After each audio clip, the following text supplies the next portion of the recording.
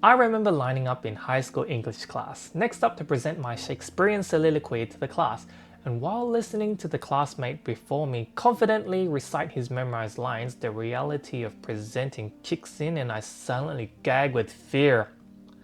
I got butterflies in my stomach and my nerves are shot at the thought of speaking in front of the class. So clearly I wasn't cut out to be on stage performing magic in front of hundreds of people. But how could a nervous wreck of an introvert like me get into magic and actually perform it in front of people so seemingly confidently?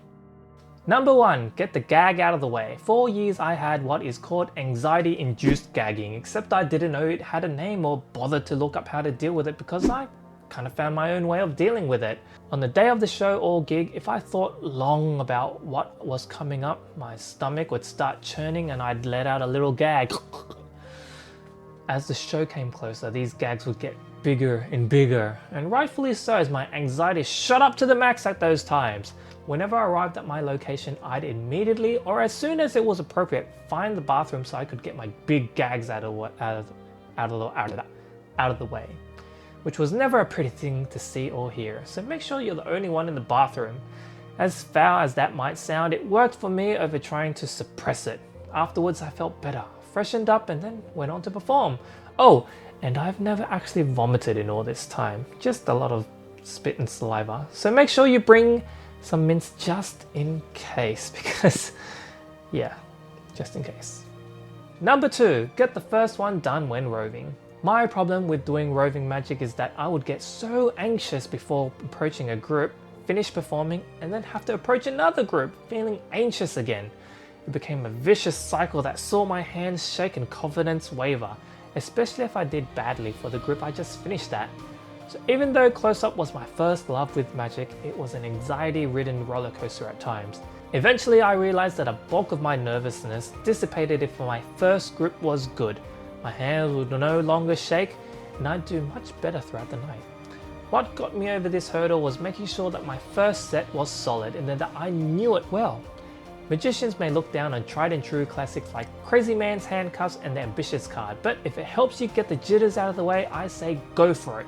In my case, I open with rubber bands, continue with card routines including Ambitious card routine, and finish off with something like Richard Pinner's Everything to Envelope with their signed card, bill, and my business card. Or if I don't do any money work due to the lack of bills, do something like Identity by Richard Sanders.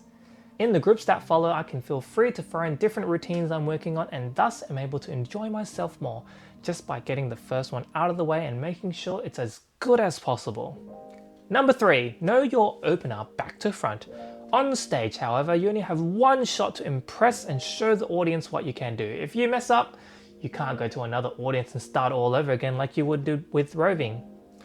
So to get the nervousness out of the way, I made sure my opener fulfilled the following criteria, which in my case is a Rubik's Cube opener that includes a one-handed solve, vanishing gag, and a disappearance. The first criteria is that it's easy to perform. I don't want to have to think about what sleights or moves are next while combating my nerves. The hardest part is the one-handed solve, which still looks impressive if I fumble it, so I try not to, of course. The next criteria is that the routine is fully scripted. I script my opener and the whole show, so I don't have to think about what I have to say next. Make sure you rehearse it so you know off by heart. The third criteria is that it can be done in one. I can perform this without the need of a participant on stage with me. This reduces my nervousness with having to deal with someone and allows me to perform it on autopilot if needed. This also makes it easier to rehearse at home. Getting your opener right and done well will set you up to succeed for the rest of the show, provided you put the work in for your other routines as well. Number 4, watch what you eat before performing. If you're like me and have anxiety-induced gagging, eating a lot during the day of performance is a recipe for disaster, but fortunately I have never vomited as a result of gagging. On the day of your gig or show, don't eat a lot of food beforehand, and of the food you do eat, make sure it's relatively healthy and not high in fat and oily or carby, as you don't want to be feeling groggy and tired with a food coma before you go performing. Believe me, you'll be very uncomfortable moving around with your full belly, battling with your somehow tighter pants. I normally love food and can eat a lot, much to the detriment of my waist as I get older, but my nerves help prevent me from eating a lot, and it's only after I perform can I relax and eat again. And I do. Let food be your reward for your performance, not your downfall. And if you're enjoying this video, stomp on that like button as a little reward for the both of us. You for getting this far and me for keeping your attention this long. Number 5.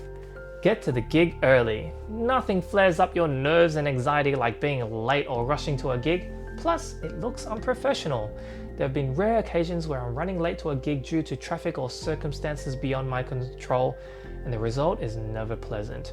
You're stressed out trying to find the venue, apologizing to the client, and when it comes to the performances, you're flustered, your hands are shaky, it's uncontrollable. Getting to the gig early allows you the time to freshen up, familiarize yourself with the venue, prepare your show or gear up and get those initial shakes out of the way if you get them. What early looks like may vary for each magician. If it's a stage show, you want to get there for the sound test. If it's a walk around gig, sometimes 15 to 30 minutes is sufficient to get ready before you're supposed to start. However, always allow extra travel time because you never know what can happen on the way there. Number 6. Accept that you're going to be nervous and stop caring. I have gotten to the point where if I know I'm going to be nervous before a show, I accept and embrace it, even to the point where I trick my brain into not caring about the performance. I'm not saying not to care about the performance at all. That would be foolish and just asking for trouble. What I mean is that you have prepared so much beforehand and you're in such a comfortable state that there is nothing left to do to combat your nerves other than stepping on stage or approaching that first group. Recently, I started performing kids shows after not having done them for years because I thought it wasn't for me. I learned new routines, reworked existing routines to be more kid-friendly and scripted out a 35 to 40 minutes show. On the day of the show, I was not nervous. I actually had pinched the nerve in my lower back, so I was in pain and couldn't bend over properly. So that probably helped distract me.